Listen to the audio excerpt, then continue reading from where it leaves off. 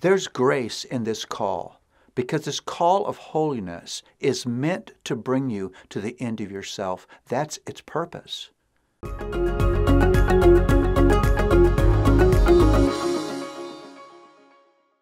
Well, there is a term, a category, significant and important, that has sadly almost completely fallen out of usage in human culture. The abandonment of this category has had untold and tragic consequences. The term is holy. Think about this for a moment. You never hear the word holy on the news. You seldom hear it in politics, education, entertainment, government, on the street. Yet, holy is the standard for living for every human being who God has ever given breath. Everyone was designed to quest for holiness. That is what Peter makes very clear in this passage. As obedient children, do not be conformed to the passions of your former ignorance, but as he called you is holy, you also be holy in your conducts, since it is written, you should be holy, for I am holy. If holy is the standard, then God is the standard, because he alone is the Holy One, perfect in every way.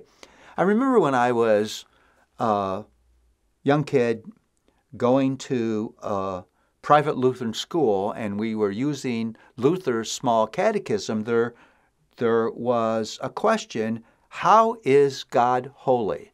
I love this answer. In everything he does.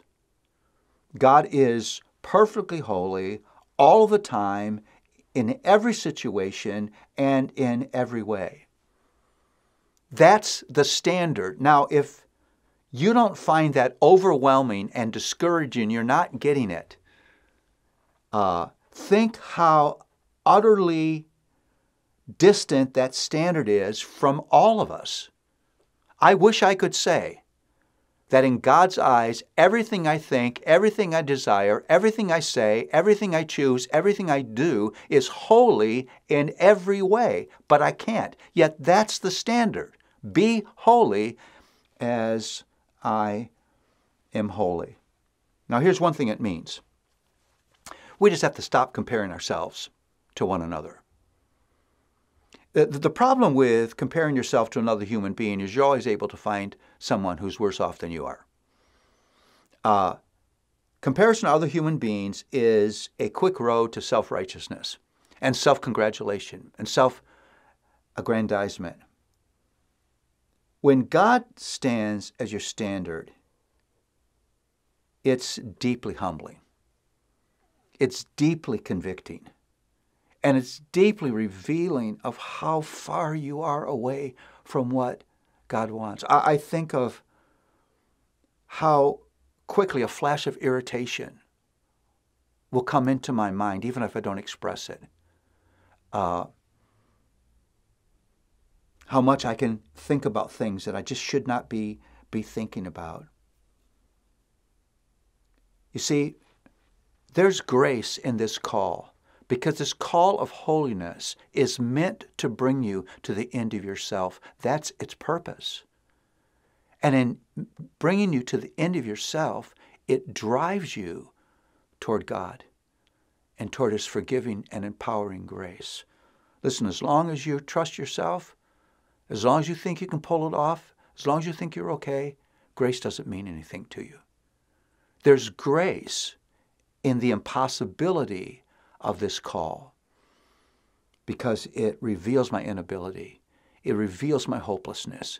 It reveals how deep my need is for forgiving and transforming grace. You see, this call is like the call of every one of God's commands, every command to us is accompanied by His grace. He not only calls you to something, but He gives you the grace to do it. Be holy as I am holy.